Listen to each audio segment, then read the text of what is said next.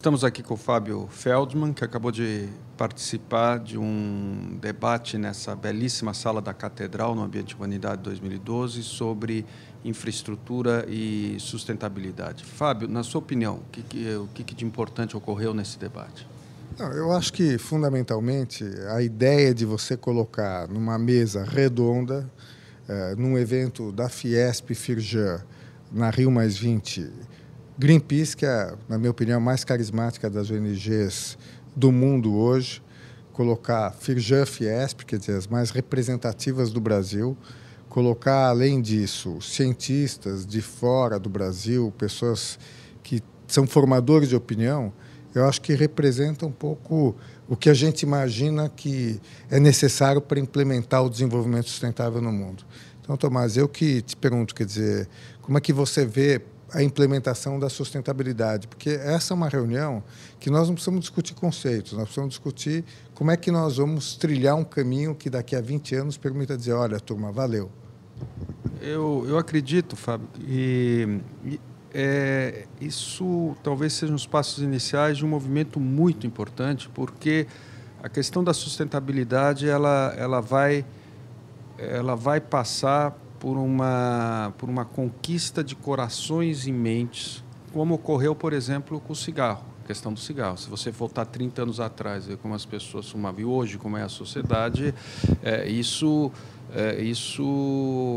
a mesma coisa vai ter que ocorrer, na minha opinião, pela sustentabilidade. Aí todas as forças da sociedade vão ter que se envolver, porque, sem dúvida nenhuma, como foi dito aqui na entrevista anterior, que eu acho muito importante, não é só uma questão entre nações desenvolvidas e nações em desenvolvimento, ou, pior ainda, nações não desenvolvidas. É uma questão também de classes sociais, ou seja, aqueles que consomem mais ou estão consumindo demais são aqueles que vão ter que entrar com a maior parcela.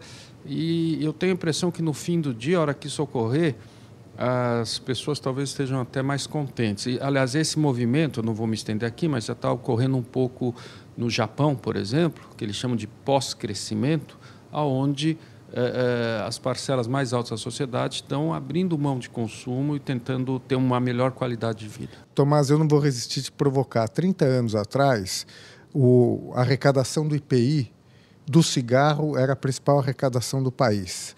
Quer dizer, e hoje, para qualquer pessoa, é inimaginável que o governo federal dependesse do vício do cigarro, dos grandes impactos, levando em consideração os grandes impactos que ele causa. E eu acho que, aproveitando um pouco o seu gancho, acho que com o automóvel, no futuro, vai acontecer um pouco o que aconteceu com o cigarro, um questionamento do automóvel. E eu estou colocando isso porque o automóvel também é uma grande fonte de arrecadação tributária. Você acredita nisso? Porque, colocando num patamar muito concreto, quer dizer, quando a gente fala em consumo, eu acho que o caso automóvel nas cidades brasileiras é um mau exemplo. Quer dizer, as cidades estão com uma frota cada vez maior e a capacidade de circulação desses automóveis cada vez menor. Eu não tenho dúvida que nós vamos ter que passar por uma verdadeira revolução de costumes. E é difícil a gente saber como vai estar daqui a 30 anos, mas tem que estar diferente.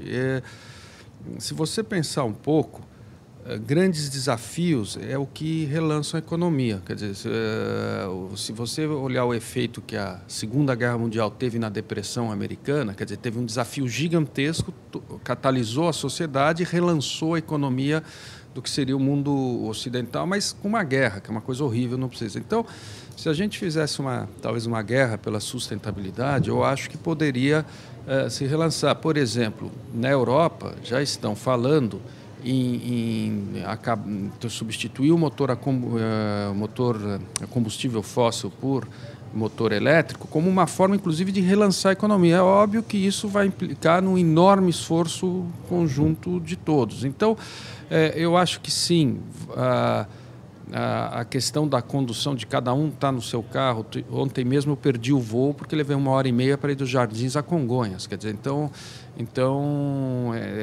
nós estamos beirando o impossível em São Paulo, você conhece. Então eu acho que isso vai ter que ser enfrentado por todos, é um desafio comum. Nesse sentido, o debate que houve hoje é importante, porque acho que está se entendendo, depois de Copenhagen, depois de todos os desencontros que a gente teve, quer dizer, o Greenpeace está entendendo que tem que falar com a indústria tem que falar com o Greenpeace, que o problema não vai sair da frente, é grave e tem que ser atacado. Então, eu vou provocar mais uma vez você. Então, quer dizer, o que acontece na negociação? Os negociadores são autistas, né? Quer dizer, a sociedade está demandando ações, enfim, nós vemos que uma dificuldade imensa do ponto de vista dos governos que pensam muito a curto prazo de incorporar essa dimensão de sustentabilidade que exige o médio e longo prazo, não é isso? O que eu acho que está acontecendo, não tem a menor dúvida, isso eu ouvi com muita propriedade o senador Cristóvão Buarque falar numa audiência pública que eu participei no Senado. Cada vez se governa menos para o longo prazo, pensando no país. Governa-se muito olhando pesquisa de opinião, pressão da imprensa, a próxima eleição. Quer dizer, e não é só no Brasil, não. Não é só no Brasil. Eu li um artigo, acho que no Financial Times recentemente, criticando o governo inglês por isso, o David Cameron. Então é um problema geral onde nós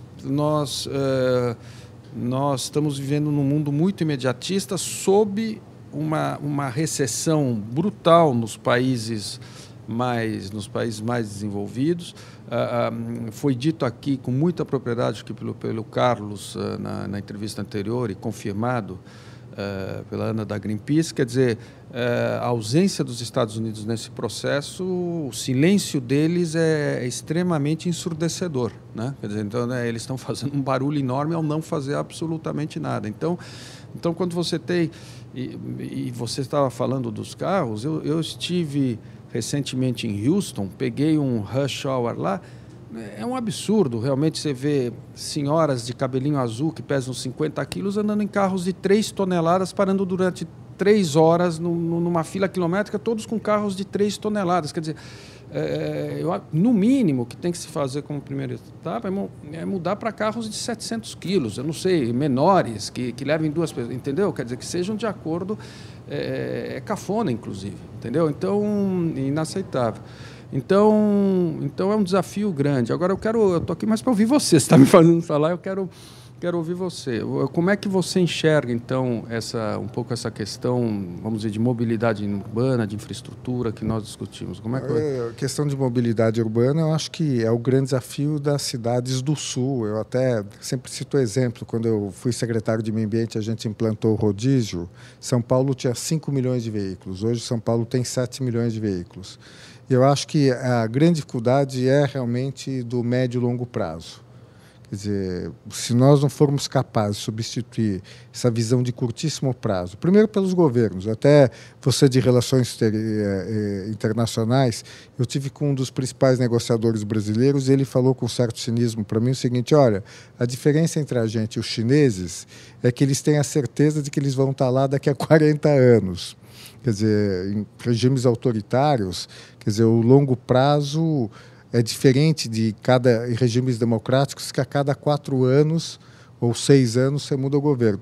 Agora, isso também tem que mudar nas empresas, quer dizer, se a pressão é distribuir lucros para os acionistas, quer dizer, se nós não tivermos uma mudança cultural para o médio e longo prazo, nós vamos estar cometendo os grandes equívocos que nós estamos cometendo. No caso das cidades brasileiras, você falou que da dificuldade que você perdeu o avião. É inacreditável que não tem uma cidade brasileira ou uma capital ligada a metrô. Nenhuma. Quer dizer, isso é uma loucura. Não tem um trem para o aeroporto. Quer dizer, não tem trem, mesmo que você queira, não tem. Congonhas, Santos Dumont. Então, eu acho que o Brasil, eu acho que o Brasil tem que liderar pelo exemplo. Infelizmente, em algumas áreas nós estamos indo bem, mas nessa área nós estamos indo muito mal. Eu faço uma outra pergunta, que é algo que foi tocado durante o debate, acredito que pelo Carlos Cavalcante, que me preocupa um pouco, justamente. A gente acompanhou, a gente sabe que nos próximos, acredito que 20 anos, vai ter que se aumentar o suprimento de alimentos no mundo em 20% no mínimo, para você não aumentar o problema da fome. E a parcela que caberia ao Brasil, para que o Brasil cumpra a parte dele nisso, ele tem que aumentar a produção de alimentos em 40%. Hoje eu acredito que a safra do Brasil deve ser 150 milhões de toneladas, nós estamos falando de outros 70 milhões de toneladas. Quer dizer, e, no entanto, não se consegue fazer...